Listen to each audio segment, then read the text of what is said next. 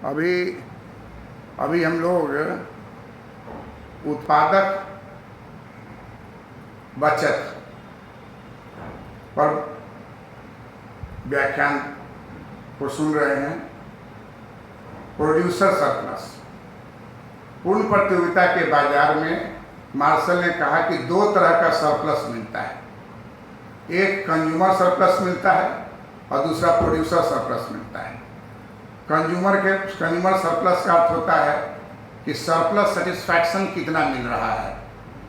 किसी भी मूल्य पर वस्तु को खरीद रहे हैं बाजार में, तो उपभोक्ता को सरप्लस सेटिस्फैक्शन कितना मिल रहा है। ठीक उसी तरीके से उत्पादक जो वस्तुओं को निर्मित करता है, श्रम, पूंजी, साहस, संगठन लगा के उसको उत्पादन को पूरा करता है और उत्पादक उस वस्तु को बाजार में लाता है, तो उत्पादक को भी उसी मूल्य पर बेचना है जहाँ मांग और पूर्ति बराबर होता है। तो उत्पादक को प्रोड्यूसर सरप्लस मिलता है और उपभोक्ता को कंज्यूमर सरप्लस मिलता है। मार्शल ने कहा कि पूर्ण प्रतियोगिता का बाजार इसलिए आइडियल है, इसलिए सर्वोत्तम है, इसलिए सभी को स्वीकार करना चाहिए कि यहाँ पर उपभोक्ता का कंज्यूमर सरप्लस और उत्पादक का कंज्यूमर सरप्लस दोनों को अगर जोड़ दिया जाए तो इक्वल टू 1 होगा।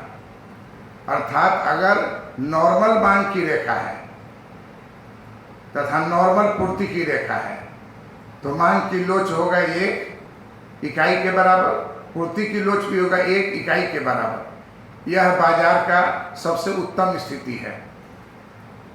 अगर मांग की लोच 1 है, पूर्ति की लोच 1 है, तो मांग की रेखा नॉर्मल है, पूर्ति की रेखा नॉर्मल है। मांग पूर्ति की रेखा जहाँ कट करेगा, जहाँ एक दूसरे को काटेगा, उसी बिंदु पर संतुलन कीमत का निर्धारण होगा।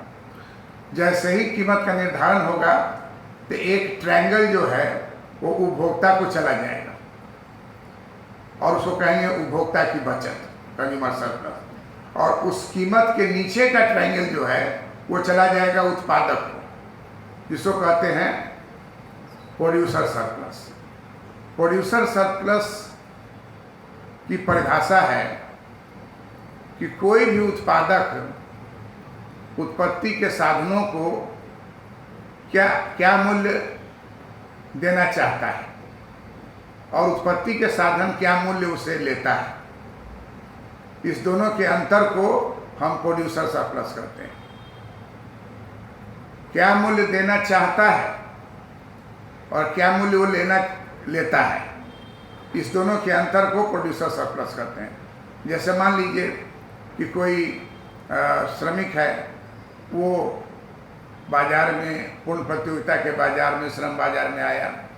उत्पादक जो है श्रमिक को 175 रुपये देना चाहता है और श्रमिक जो है 100 रुपये पर ही काम करने के लिए तैयार है, तो प्रोड्यूसर सरप्लस हो जाएगा 75 रुपये।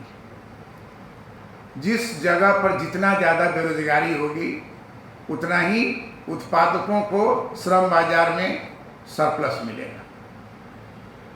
जैसे जैसे पूर्ण रोजगार की ओर अर्थव्यवस्था जाएगी तो भूमि की कीमत आकाश छूने लगेगी, श्रम बेरोजगार नहीं मिलेगा तो श्रमिक की भी कीमत बढ़ जाएगी। तो धीरे धीरे धीरे धीरे प्रोड्यूसर सरप्लस कम होता चला जाता है। तो हम इसको इस दृष्टिकोण से देखें कि कंज्यूमर सरप्लस का अर्थ होता है मांग की रेखा के नीचे का वह हिस्सा जो कि कीमत रेखा के ऊपर है, वो कंज्यूमर सरप्लस है। और प्रोड्यूसर सरप्लस कहाँ है, तो पूर्ति रेखा के ऊपर का हिस्सा जो मूल्य रेखा के नीचे है, तो वो कहलाता है प्रोड्यूसर सरप्लस। और दोनों को अगर हम जोड़ देते हैं तो 50% होता है कंज्यूमर सरप्लस, 50% होता है प्रोड्यूसर सरप्लस, और दोनों जोड़ने पर हो जाएगा 1 इकाई के बराबर। यह सबसे सर्वोत्तम स्थिति है।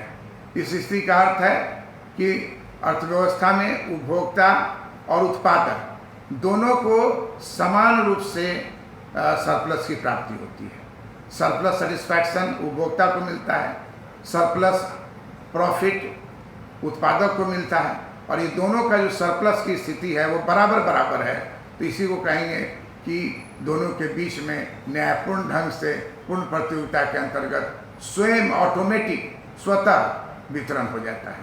प्रोड्यूसर सरप्लस का परिभाषा क्या हुआ कि उत्पादक और उत्पत्ति के साधन दोनों आमने सामने खड़े हैं।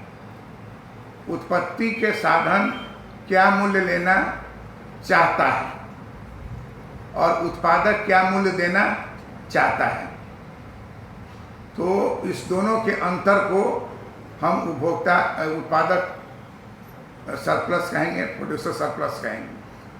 आमतौर पर उत्पादक जो है मूल्य जो देना चाहता है और उत्पत्ति के साधन जो मूल्य लेना चाहता है, ये दोनों में देखेंगे तो गरजमंद कौन होता है?